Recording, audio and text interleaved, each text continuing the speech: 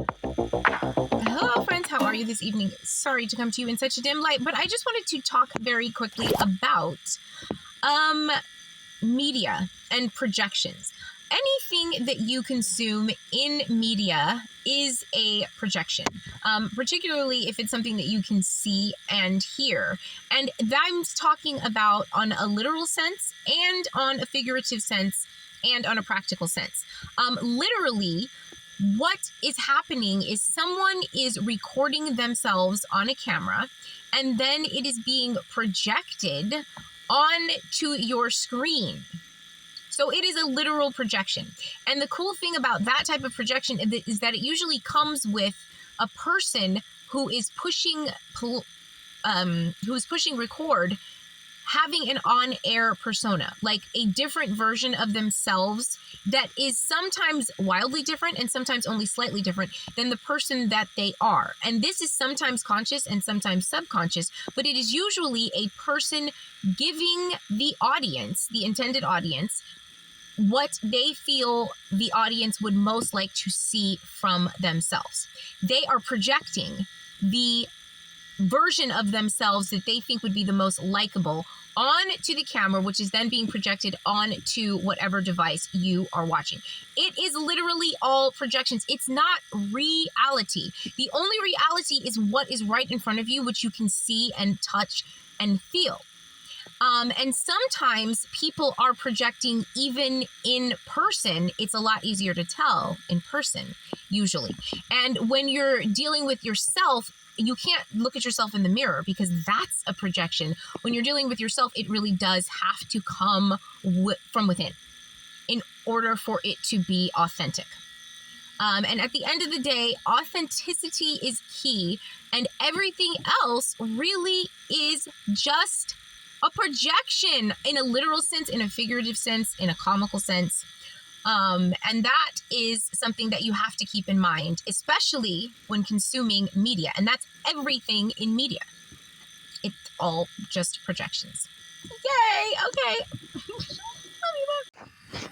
Oh, and another thing, the best thing about doing anything in this car is every single time I try to do anything, this is the first time I've pulled out my camera in ages to even try to make a video, and then there's a guy having his whole fucking birthday party literally right in front of me. Every single time I try to do anything, somebody has to show up with an entire production. It's literally like Les Miserables, literally, and I'm the wretched one. Every single time I take the sun visor down. That's why I keep the sun visor up. That's why I keep the sun visor up. Because there's always a parade of fuck. Anyway, I just wanted to say that. Okay, love you. Bye.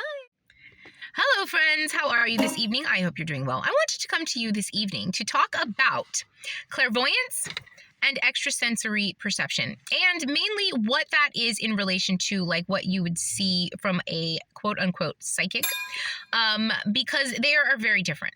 As a person who has an extrasensory perception, clairvoyance, a sixth sense, I am kind of very angered by people who call themselves psychic and then put themselves out for financial gain from telling people their future or whatever. And there are this interesting group of psychics on YouTube. It's really weird. There's like a group of people, and a lot of them will read these tarot cards. And it's really interesting because if you watch it, you know, a lot of them will tell you it's for entertainment purposes only. They're all projections. The people, what they're picking up is projections, and it's rarely ever the actual reality. And it's interesting because the cards that they read are very similar to playing cards. They have suits, and only one suit in the deck is an action suit. The rest of them are thoughts, feelings, and emotions. And so it's all in your head. And so you can get caught in your head in a world with those strange people. And the whole point is that it doesn't have any action. The cards, they're made not to have any action, because if you took action and you'd put the cards down and you would stop worrying about other people's lives and you would take care of your own. And that would be it. You wouldn't be nosing in other people's lives. And that's what I think is the people who do it online. I think they're just messy, and I think they're really nosy, and they want to be in other people's business. And so they try to pick up the collective's business. And sometimes, obviously, they do. And there are some, I'm not saying that they're all bad, because there are some really cool people who do it. There are some very smart and very gifted people who do it. But there are also a lot of people who are somewhat gifted and do it because they want money, or do it for the clicks, the likes, do it for the attention, or do it because they're nosy and messy. And the thing is, if you pay attention, which I love to study stuff like that. They're picking up projections, and that is all you're ever going to get for them. And that is why, and it's very limited to the cards. There's only 4 suits, and there's only so much action that can go on, and these people read these cards over and over again. It's kind of wild. But as a person with clairvoyance myself, I am deeply offended by people who turn a very special gift into a parlor trick, into some kind of commodity. And some people even weaponize it, which is absolutely disgusting. But they're messing with some very, very high level-ish doing that. And they know that.